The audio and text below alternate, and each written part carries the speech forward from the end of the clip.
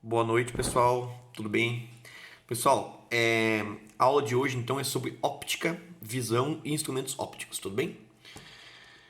Então, pessoal, vou tentar ser o mais breve possível por causa da. Para tentar fazer um vídeo mais leve, tá bom? E sem perder a informação, beleza, pessoal?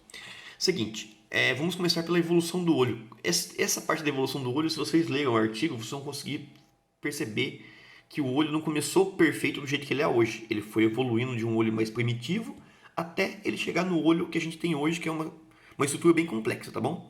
Então nós podemos perceber que o olho ele evoluiu de uma simples lâmina com células fotorreceptoras, tá bom? Que reconhecem imagens, que reconhecem fótons, tá bom?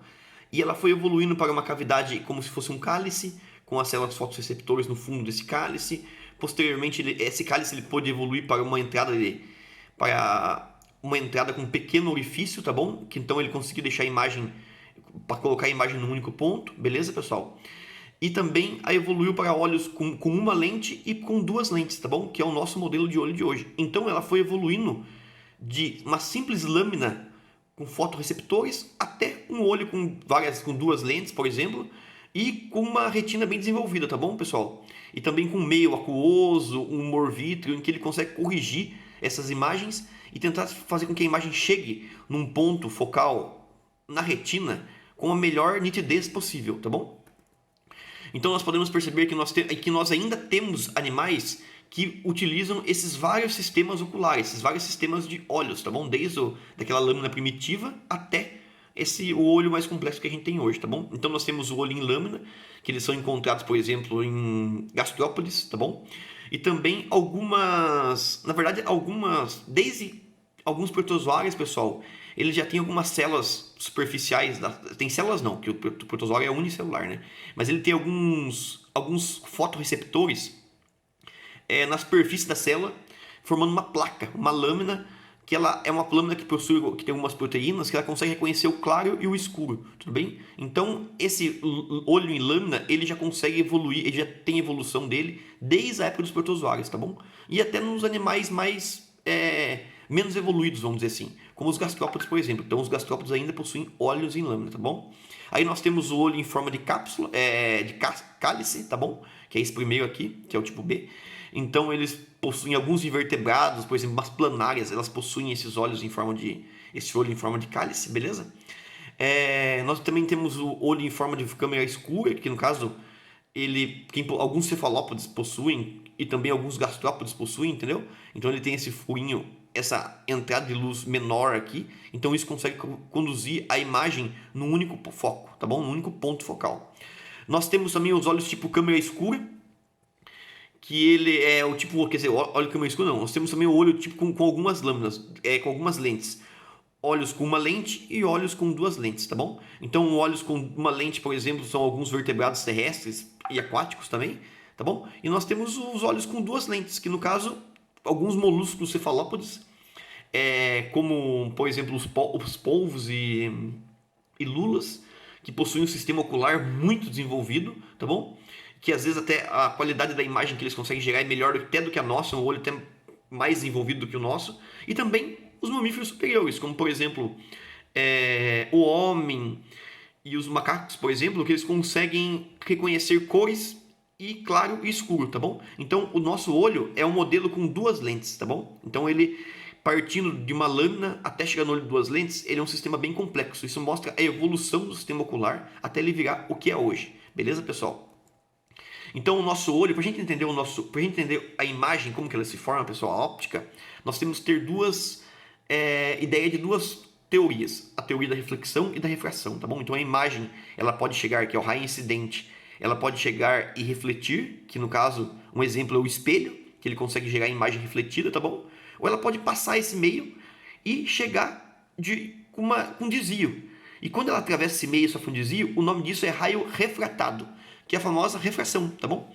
Então imaginar que a luz ela passa no meio em que tem o ar, ela atravessa a córnea e ela sofre uma refração, pessoal. E nessa refração ela entra num segundo meio, tá bom? E daí nessa refração, que é só a gente tem uma imagem refratada no nosso olho, tá bom?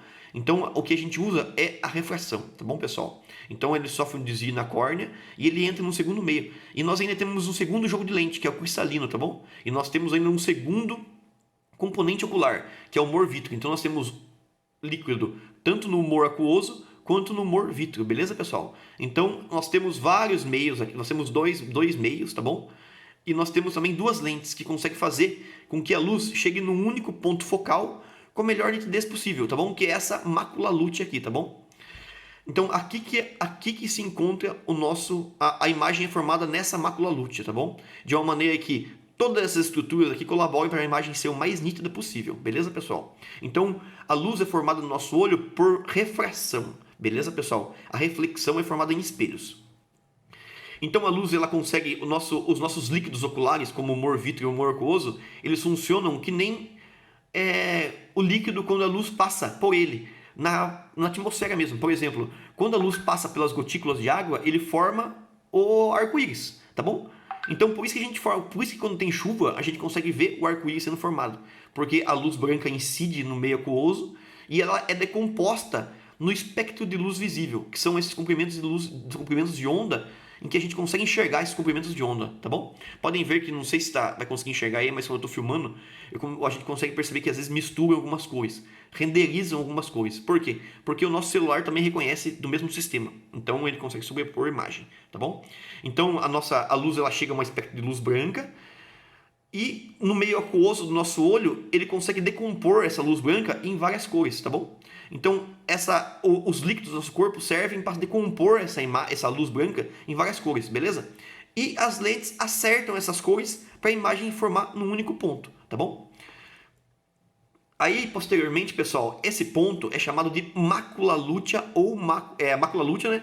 E também fóvea central, tá bom? Então, fóvea é um buraquinho, como se fosse uma depressão nessa mácula, tá bom? E mácula lútea porque ela parece uma mancha branca, tá bom? E ela tem esse abaoloadinho interno, no caso, como se fosse uma depressão, que é a fóvea central, tá bom? E nós temos a fovéola, que é esse fundo aqui, que é a parte mais próxima das células receptoras, beleza? Então a imagem chega e ela é convergida no ponto focal nessa fóvea central, tá bom? E nessa fóvea central nós temos células específicas, tanto para reconhecer cores quanto para reconhecer, que daí nós temos nessa fóvea central nós temos a retina, tá bom? E nessa retina nós temos células específicas tanto para reconhecer cores quanto para reconhecer preto e escuro, tudo bem? Preto, no caso, claro e o escuro, o preto e o branco, no caso, tá bom? Que são os vários tons de cinza, beleza, pessoal? Então, quem é responsável por reconhecer o claro e o escuro? Os bastonetes.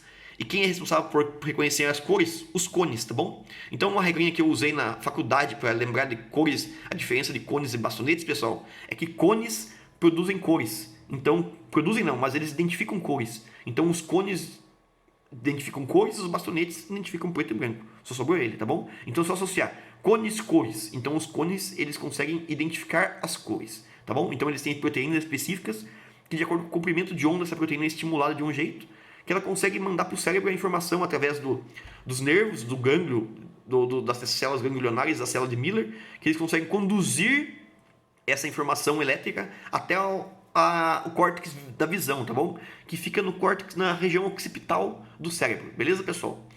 Então nós temos essas células que reconhecem essas imagens. Por exemplo, os homens e os macacos, que são símios, eles têm tanto cores quanto bastonetes, então eles conseguem ver imagens coloridas.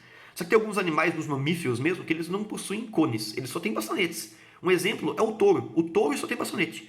Então eles conseguem ver graus de cinza, branco, claro e escuro, tá bom? Então, ou seja, cores pretas, cores brancas e os vários tons de cinza, entendeu? Então, por exemplo, aqui a teoria que você usa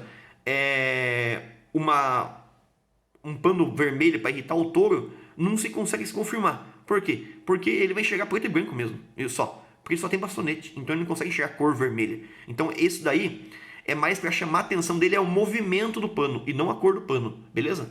Vou pausar aqui para conseguir mandar o vídeo para vocês.